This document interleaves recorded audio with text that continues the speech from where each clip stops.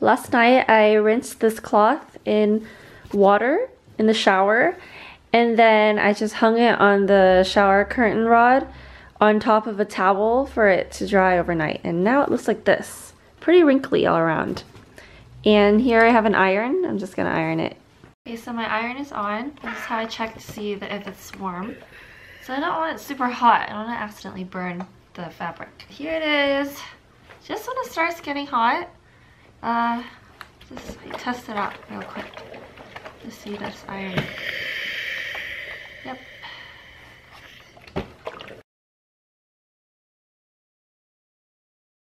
Okay, so here is my cloth, perfectly flat and ready to go. As reference, I have this ruler here, and this entire ruler here is 15 inches. And so I'll just set that right there. And let's take a look at the pattern again.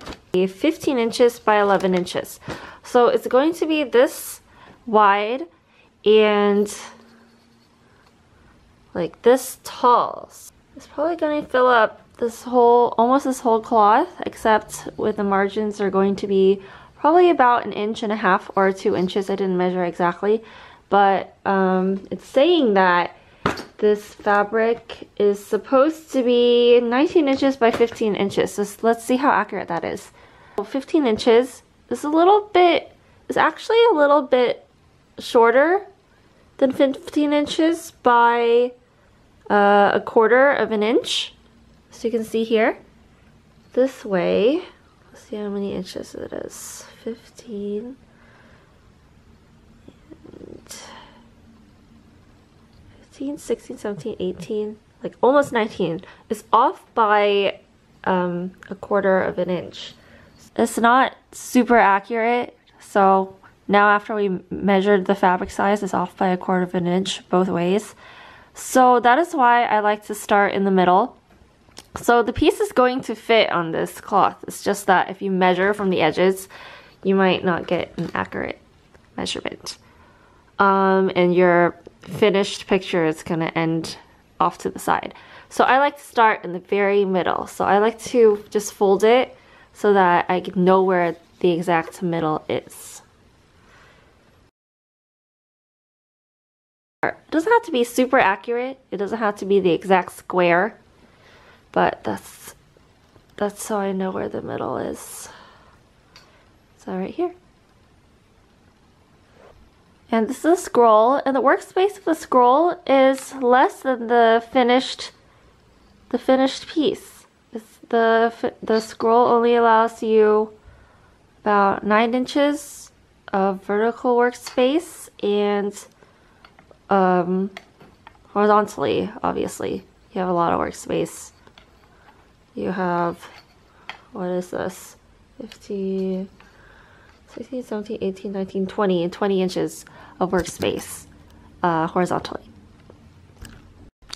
And since I don't have a stand to hold the scroll, I haven't decided if I want to hold it like this to work on it and just like put on my knees and like set this part onto the table like this, or should I hold it like this? I might do it like this since I don't have the entire workspace anyways. Yeah, maybe I'll try it like this and scroll it from the sides. This way I have more leverage. So there really isn't a front or back side of the cloth. They look the same. I've seen people roll it this way and then like this is the workspace, or you roll it like this but then you flip it over and working on the other side. And I think I prefer the other one, not like this. Like if I rolled it up like this, I would probably want to work on the other side.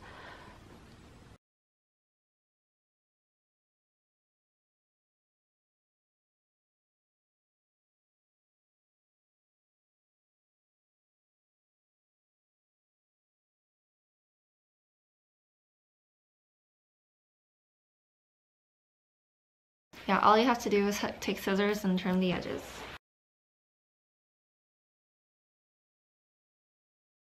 Okay, and now it's all put together. It looks like one of those hospital stretchers. Like you carry people on like this. Since I like to sit on the ground, this is my current setup I think I'm going to use. Just resting this on top of my thighs and this against our coffee table. Like this. It looks like this. And I'm just gonna work on it this way, I guess. And you can see that my little X that I made is in the center. The next thing I want to do is take a look at this chart. So the chart comes in two pieces because it's so big. And the final piece is going to look like this. Again, you want to look for these black triangle markers that tell you exactly where the middle is. If this triangle overlaps with this triangle, it's like the whole piece. So you want to see where that one matches up with this other triangle on the sides. So the very center is where they all intersect, which is somewhere around here. So I like to start in the middle, so that's where I'm going to start. When I start cross stitching, I like to look at the individual squares. You can see it like each square is 10 by 10. So you can count, like for this, for example, see 5 hearts here, and then another 5 squares. It's 10 across, and then also going down, it's 10 down. See, there's 4, 5, 6, 7, 8, 9, 10.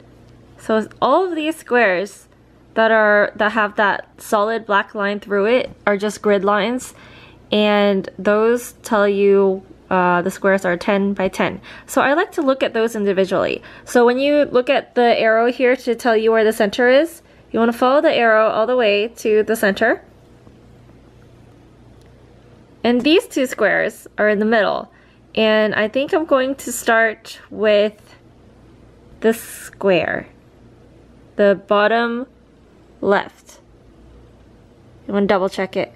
Yeah, so the bottom left from the center is this square here. And it starts from this solid black line you see. So that's not part of the pattern, that's just a grid line. So I want to start with this 10 by 10.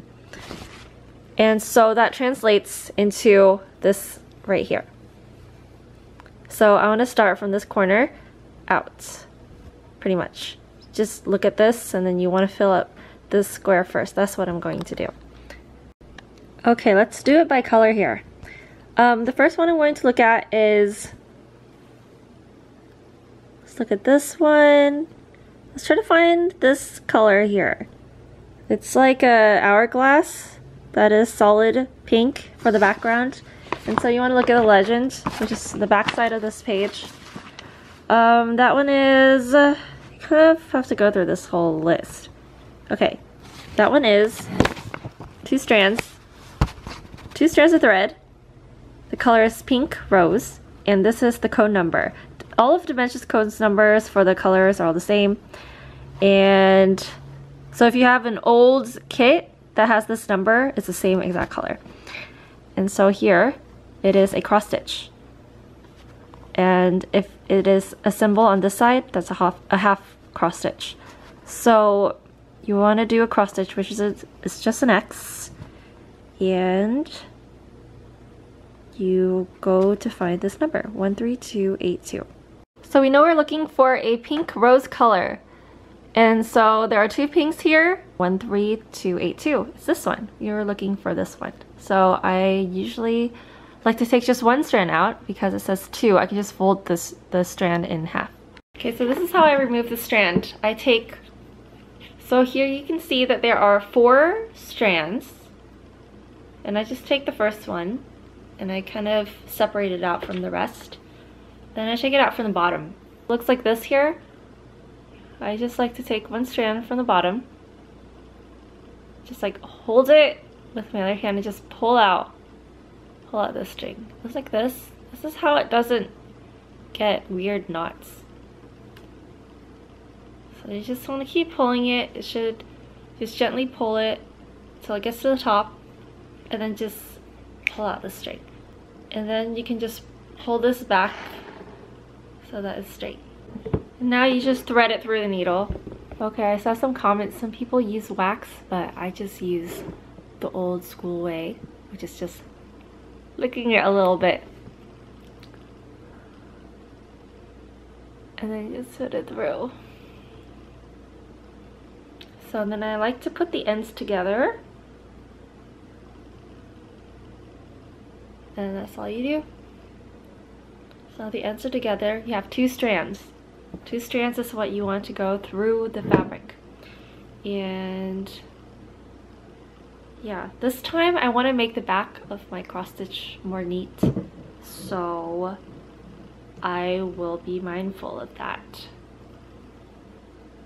So I'm not going to make a knot at the end of this one. Alright, the first stitch, here we go. I want to start from the bottom up.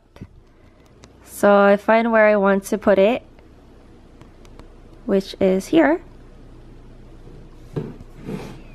And I'm going to pull it, but not all the way.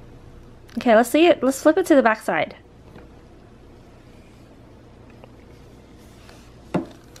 Okay, this is the back side. You pull it so it's not all the way. I like to leave about an inch or so, or maybe a little bit less than an inch. But make sure the ends are together. Then you want to flip it back. I like to go from bottom left to top right.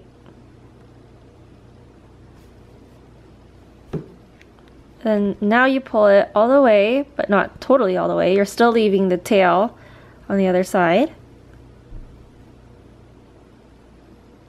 Okay, looks like this up close. This.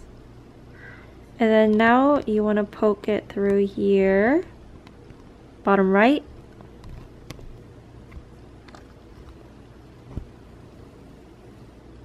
Okay, this is an important part. You want to turn it around. And you want to make sure that the tail is going in through this loop that you are making. So this is the tail here, and this is the loop that you're about to pull. So you want to make sure the loop is going to hold onto this tail end. So I'm just going to pull it from the other side, and you'll see how that works. So if the loop is not over the tail, it's just going to pull loose. So you want to make sure this little loop here is going over the tail, like this.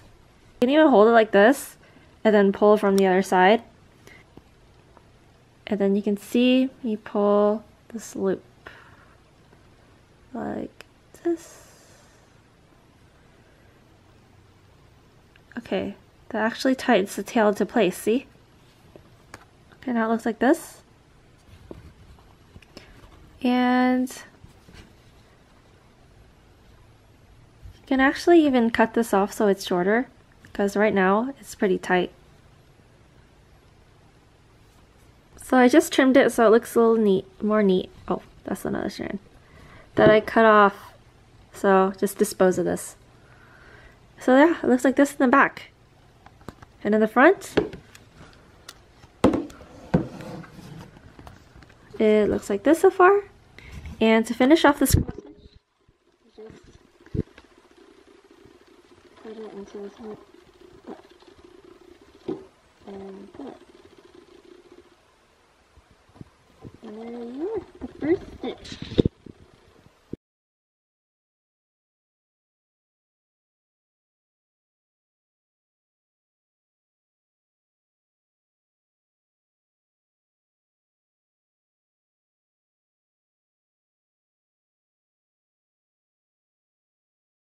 This is what it looks like in the back so far.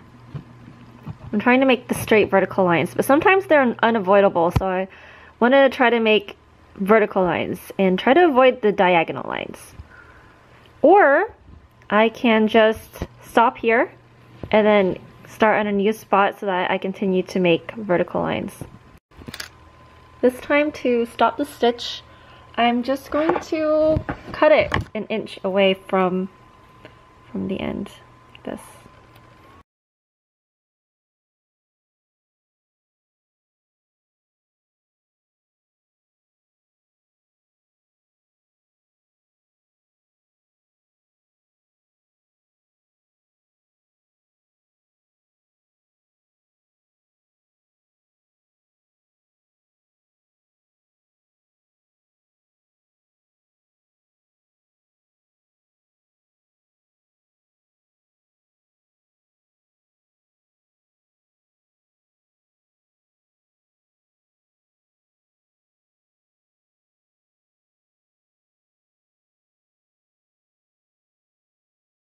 This is the square that we were looking at, this one here.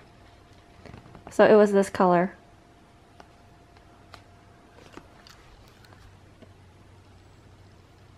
And this is what the back looks like. It's really hard to get it perfectly flat and all vertical, but this is the closest I could get. There's always going to be these tail ends that are going to be sticking out unless you cut it really close, but kind of risk the final picture to be all unraveled. So it's okay to leave these in. As long as most of them are vertical, it'll look nice.